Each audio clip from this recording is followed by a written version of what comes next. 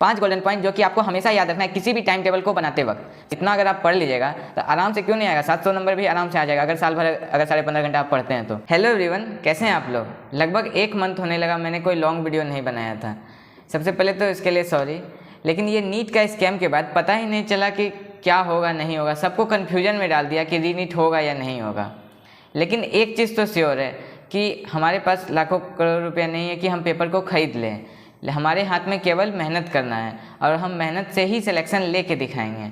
और इस बार जैसा एनटीए ने किया इतना बड़ा कांड, तो बात सुप्रीम कोर्ट तक पहुंच गया है और हमको पूरा यकीन है कि इस बार कुछ ना कुछ बड़ा एक्शन जरूर लिया जाएगा और आगे फ्यूचर में कभी भी ऐसा कुछ नहीं होगा।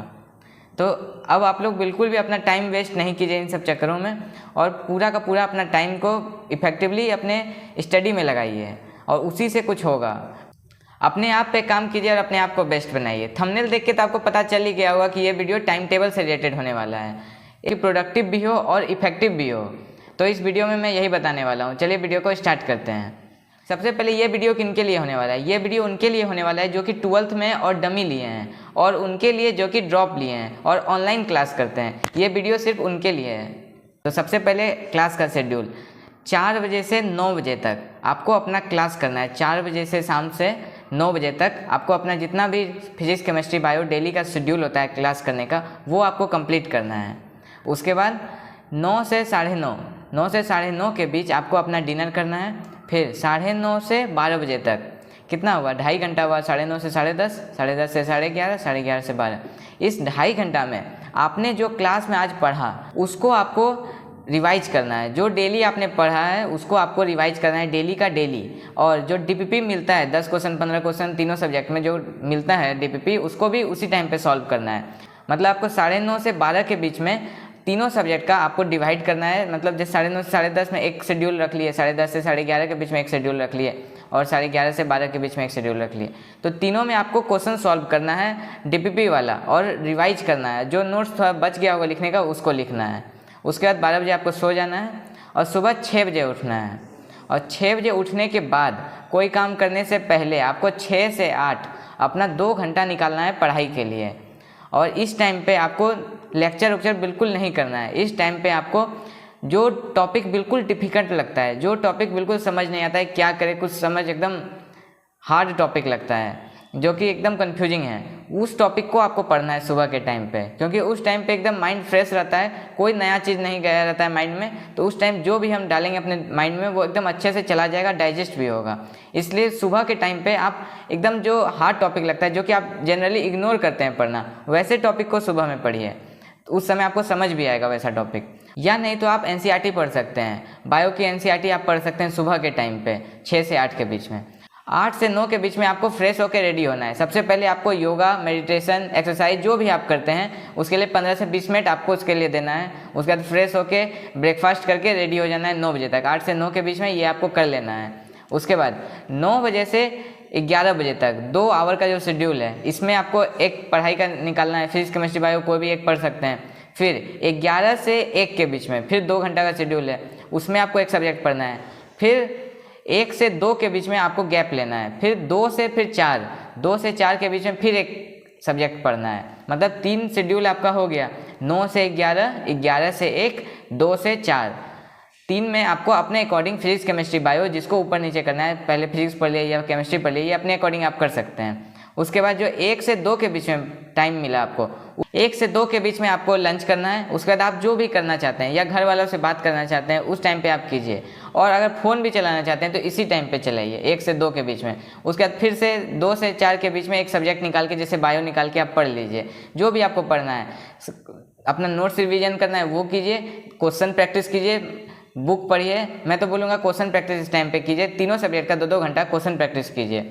अपने मॉड्यूल से कर सकते हैं, पीवाईक्यू से कर सकते हैं, जहाँ से भी क्वेश्चन प्रैक्टिस करना है, कोई बुक फॉलो करते हैं उससे कर सकते हैं। इस टाइम पे हो गया आपका। उसके बाद फिर 4 बजे से आप अपना फिर क्लास करने के लिए बैठ जाइए, 4 बजे से 9 बजे तक के बीच में। अगर इस तरह से आप अपने टाइम को डिवाइड कीजिएगा तो आपको पढ़ने के लिए एक अच्छा खासा टाइम भी मिल जाएगा और साथ में आपको ब्रेक भी मिल जाएगा। जैसे पढ़ने का टाइम अगर जोड़े, सुबह 6 से 8 2 घंटा हो गया, फिर 9 से 11, 11 से 1, फिर 2 से 4, इधर 6 घंटा हो गया। फिर 4 बजे से 9 बजे तक फिर 5 घंटा हो गया। फिर रात में 9:30 से 12 बजे तक, फिर 2.5 घंटा हो गया, टोटल 5-15 घंटा आपका हो गया पढ़ाई करने का। इसमें आपको पढ़ाई करना है 15.5 घंटा। इतना अगर आप पढ़ लीजिएगा तो आराम से क्यों नहीं आएगा, 700 नंबर भी आराम से आ जाएगा अगर साल भर अगर 15.5 घंटा आप पढ़ते हैं तो। और ऐसा नहीं है कि आपको लगातार 15.5 घंटा पढ़ना है, आप पूरे दिन को डिवाइड करके आप पढ़ रहे हैं और बीच बीच में आपको गैप भी मिल रहा है। जैसे 4 से 9 लगातार क्लास तो नहीं होता है, बीच बीच में आपको थोड़ा थोड़ा गैप भी मिलेगा। और अगर आप कोई पहले से शेड्यूल अपने से बना के फॉलो कर रहे हैं और इफेक्टिव है, आपको प्रोडक्टिविटी नज़र आ रहा है, तो कोई नया शेड्यूल फॉलो करने का कोई ज़रूरत नहीं है, आप उसे ही फॉलो कीजिए।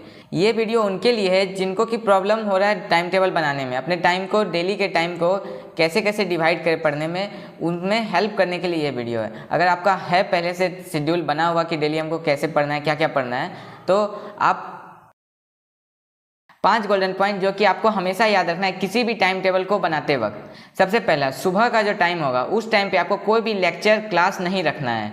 उस टाइम पे बस आपको अपने से पढ़ना है वो टॉपिक जो कि आपको बहुत हार्ड लगता है, नहीं समझ आता है, कन्फ्यूजिंग टॉपिक है।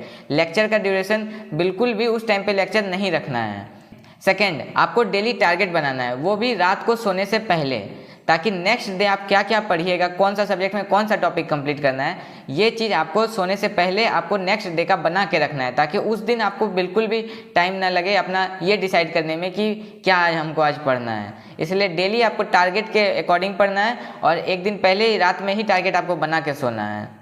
तीसरा, शॉर्ट नोट्स अभी से बनाना स्टार्ट कर दीजिए। अगर आप अभी तक नहीं बनाए शॉर्ट नोट्स तो शॉर्ट नोट्स बनाइए, क्योंकि शॉर्ट नोट्स जो है वो आपको हमेशा काम आएगा। लास्ट के समय में तो सबसे ज़्यादा काम आएगा रिवीजन के लिए। जिस टाइम पे बड़ा बड़ा कॉपी नहीं पलटिएगा उस टाइम पे आप शॉर्ट नोट्स पढ़ के ही याद कीजिएगा, उस टाइम आपको शॉर्ट नोट्स का ही ज़रूरत पड़ेगा और अपना बनाया हुआ शॉर्ट नोट्स सबसे बेस्ट होता है। तो अभी से अगर आप नहीं बनाए हैं तो अभी से आप अपना बनाना स्टार्ट कर दीजिए शॉर्ट नोट्स।